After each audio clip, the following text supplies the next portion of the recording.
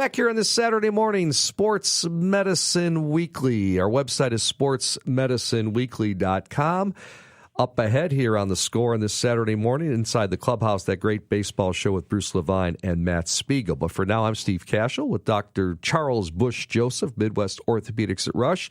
Works with the Chicago White Sox, Chicago Bulls as a team physician, filling in this week for Dr. Brian Cole.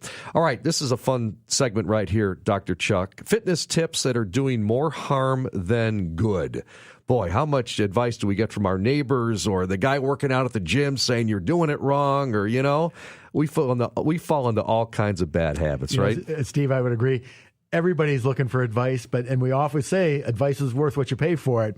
And so, there's lots of people that get these stories, and unfortunately, sometimes they end up in our office. And hopefully, Matt's going to give us some advice to our listeners so they don't end up in my office dealing with a exercise or some fitness program that's really ill-tailored for them. Let's bring on Matt Gauthier from Athletico. He is a physical therapist at the Niles Northwest Chicago physical therapy operation. And Matt, thanks so much for joining us. First question, as a physical therapist at Athletico, what kind of patients' injuries do you treat? So I'm a board-certified sports specialist, so I treat all sorts of athletic injuries. I do specialize in ACL injuries and the overhead athlete, so throwers, be that the shoulder or the elbow. All right, so give us some many myths out there about working out. First one is that many believe exercise can help counter the negative effects of aging. What are your thoughts on that? Yeah, so it's actually a really good question. There was a good article that came out this year that actually found that as little as 10-minute bouts of exercises can decrease the amount of basically aging that we see on hearts and blood vessels. So as we get older, the parts of the heart and the blood vessels get a little more thickened, a little more hardened, and as little as 10-minute bouts of exercise has been found to reverse that. And conversely, or inversely, 10-minute bouts of sedentary behavior has been found to accelerate that. Man, I would say that one of the things that we see from patients is they get to this a revelation. They get to a point in life, say, listen, I've got to change my fitness level. I'm going to go start running every day. And unfortunately, sometimes patients get into that mode. They do too much too fast. And so it's either, the errors we typically see is either, maybe they're doing something right, but they're just doing it too often, or usually they're doing something wrong and they're doing it too often.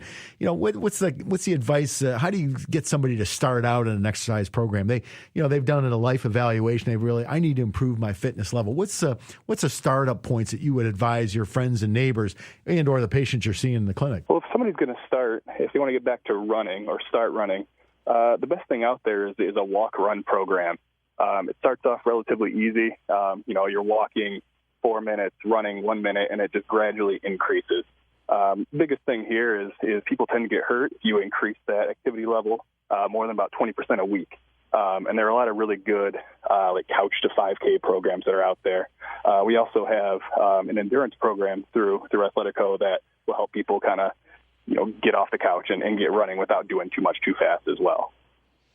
Visit with Matt Gauthier here from Athletico, Steve Kashul, Dr. Charles Bush-Joseph. It's Sports Medicine Weekly. I want to run down some myths, guys, and get your comments on both of them, all right? First myth, best time to work out is first thing in the morning. Truth or false? Dr. Chuck first. For Chuck personally, absolutely yes. I'm never better than in the morning. Really? See, I hate working out in the morning. I hate it. I'd much rather play golf in the afternoon. I'd much rather lift weights or work out in the afternoon. I wish I could get down in the morning. I know Brian Cole, my usual co-host here, loves to wake up at 5 a.m. and get the blood flowing.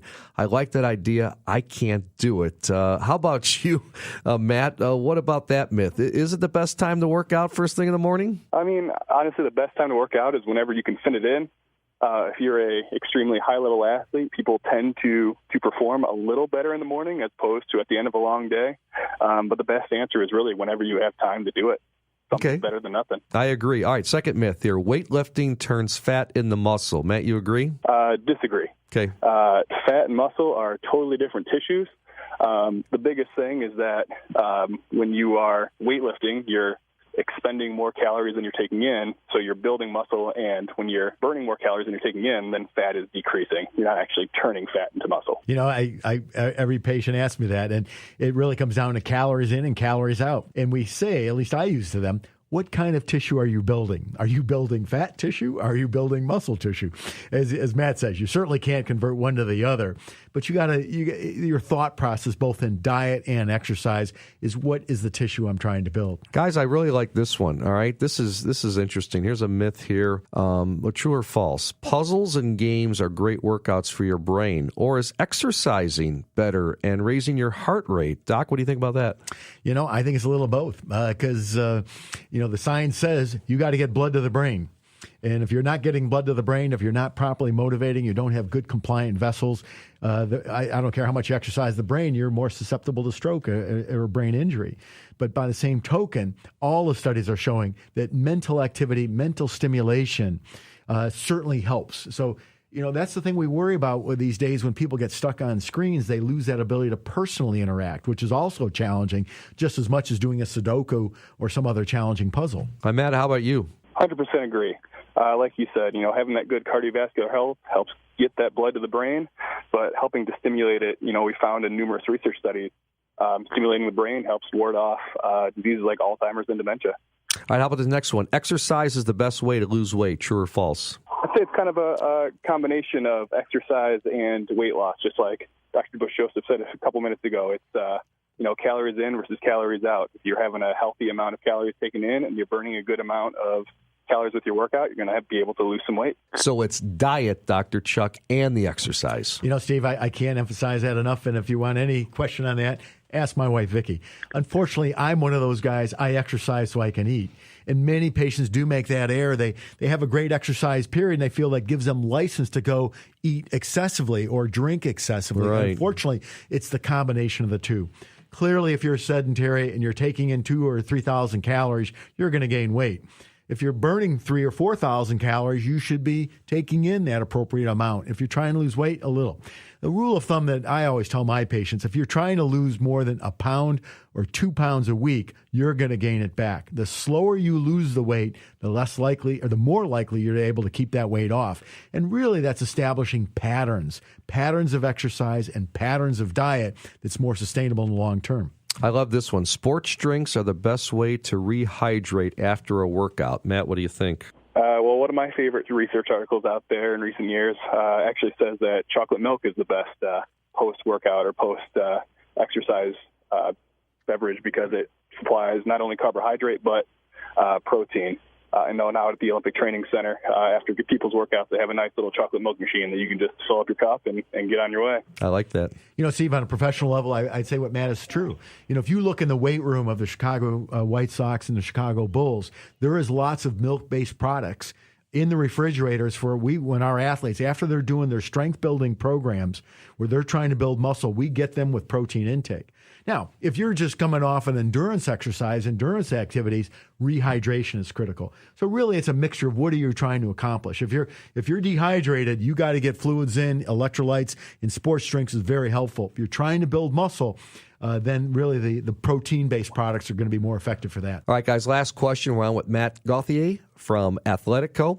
And here we go. You need to sweat for your exercise to count. I'm interested in that question. Dr. Chuck, you go first. Well, I'm going to say no because if you live in Florida or South Alabama, you're going to sweat walking to your car. Whereas if you live in Arizona, it's pretty hard to sweat because the water evaporates so fast. So sweat in of itself is really not the true marker. Certainly, it's just really calorie expenditure. How are you expending your calories? Matt, how about you? Yeah, he's absolutely right.